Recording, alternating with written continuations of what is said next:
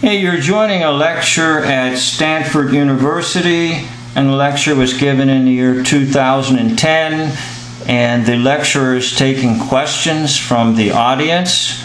And this lecturer, to me, obviously is a man dressed as a woman, but that's not really that important right now. What's important is that it's hoaxology. So let's listen in and see what happens. Yes. Two questions. One is, how do you choose between the two vaccines? Which one is better? And the other one is, are there any plans to do vaccine preparation faster? Like you mentioned that technology is so old. Right. Two great questions. Let me finish up with those questions. And I'm almost finished with my formal presentation, and so we've got plenty of time to answer really good questions like that. First of all, right now, you know, we have a shortage, and and the reasons for this are entirely predictable. Our vaccine manufacturers had already started on making the seasonal flu vaccine at the time when this new virus emerged. So notice the language, it emerged. It just came out of nowhere. Okay? That's because this is all magic. This is all witchcraft. They come out of nowhere, and guess what? They disappear into nowhere. Right? Why aren't we worried about all these other ones, all right? Oh, they just disappear because there's always a new one coming along. In order to even try to get people immunized this year, they committed to diverting their manufacturing plants to make the new vaccine. But they had to start late. Obviously, they couldn't start until later. And actually, they didn't start until August. And this is usually a 6-month process. So what's happened is that some of the manufacturers actually had to stop making the seasonal flu vaccine, and so we've actually run out of seasonal flu vaccine temporarily that we had started inoculating people against, and tried to, you know, move over to the new strain. But it's going to take time. It is an old technology, and the distribution, it has always been a problem. Actually, our country, first of all, vaccine manufacturing generally is a market-based economic situation. Only 2 of the current manufacturers of flu vaccine are actually in the United States. There are 4 Okay, it's love of money, the root of all evil based. It's the love of money, the root of all evil based. Vaccines that are licensed by the United States, but 2 of the companies are actually, their manufacturing plants are outside the United States, and we don't have any control over those. Secondly, there's a huge risk involved in any company making a new vaccine, and especially with the specter of 1976 and Guillain-Barré.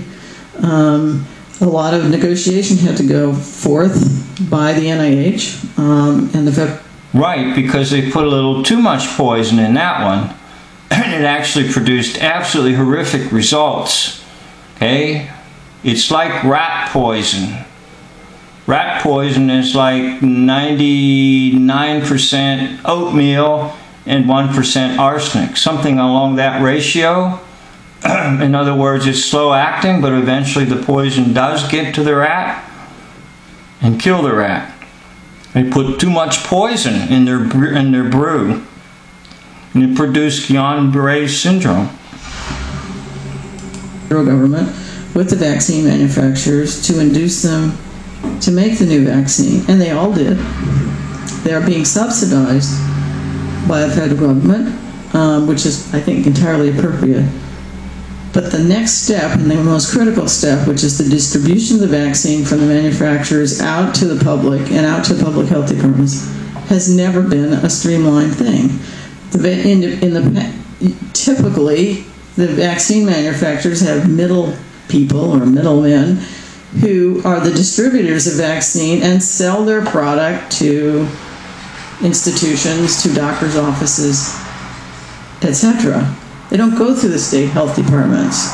And if you might remember, when we were starting making plans for bioterrorism and stuff, it came to the attention, I hope, of the public that our state health departments are woefully understaffed, under-supported, and it's even worse now than it ever was because of the recession. So in Santa Clara County, for instance, we have had to lay off many of our public health nurses. We only have 3 MDs in the whole of Santa Clara County who are involved in our public health program. And basically what it's all about is drumming up business for doctors and hospitals, because the injections create symptoms in the individuals and truly make them sick. And hence the doctors prosper, the insurance companies prosper, the hospitals prosper. And in our particular case, it looks like the communication between our counties, health departments, and our state health department was not great. And so there were misunderstandings about how it would be distributed and how many doses people get. Anyway, we're on the short end of the stick here in California in terms of getting vaccine. So who should get the, I'll get all those questions. Who should get the vaccine that's available right this minute? I think you all know this already, but these are the priority people who should be first in the line. Pregnant women. Oh my gosh. Giving poison to a pregnant woman? Oh my gosh. They are substantial risks for death if they acquire influenza, especially in the 2nd and 3rd trimesters. Healthcare workers with patient care duties, if you don't have anybody to take care of the sick people. Hey, I've known a lot of people that have been involved in healthcare, and a lot of them have received quite a few injections to so-called prevent them from having something. And I know of one woman who was an emergency room nurse in a local hospital and who had outstanding nursing skills and was highly respected. And that woman later developed Alzheimer's and didn't know who she was or her family or anything. Now my thesis is that enough of these injections will produce what we call Alzheimer's disease, which is basically just toxicity. And it is so toxic that the brain doesn't function properly. And that's my thesis.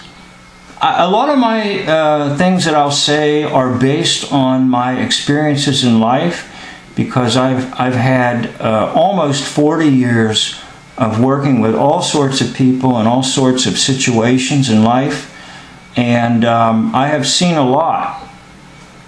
So my conclusion is that ultimately, if you get enough flu shots, an individual can and will develop what is called Alzheimer's disease. Now, basically speaking, there is no such thing as Alzheimer's. Even the man who discovered it, all of it was based on one supposed case. But basically, it's just toxicity. And the toxic substances in the body accumulate in certain places, and probably one of the places is the brain. And hence, the brain doesn't function anymore. And most of the people that I have known that have had so-called Alzheimer's were individuals who are always getting these shots. Well, that's a problem. Children and adults between the ages of 6 and 24 years. Adults in the same age. Older adults with chronic medical conditions like asthma, diabetes, obesity. Young children. And then people who have infants under the age of 6 months, because we can't immunize those babies. Now, in other words, just give it to everybody. let me answer some of the questions that you have right now before I finish up. Yes. Is it possible that somebody had H1N1 last Christmas? Is it possible that anybody had H1N1 last Christmas? Not as far as we know. Yes.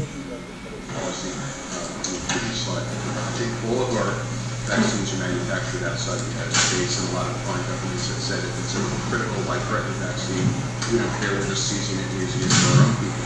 So, from your standpoint, sitting on the committees, what should we be doing as a nation to protect our own interests? Because if there is going to be an influenza that's going to have a high mortality rate, we're not going to get any vaccines.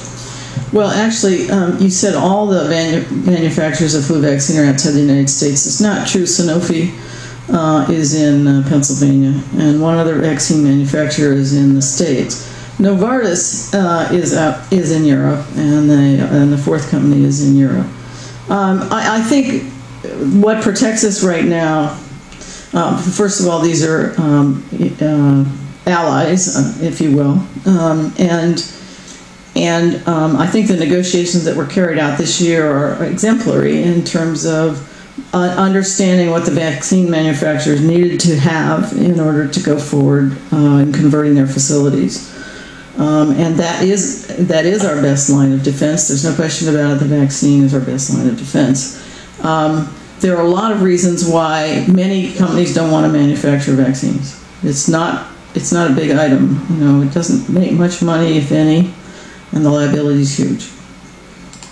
Doesn't make much money. Oh, boy, that was a lie. Thank you for watching.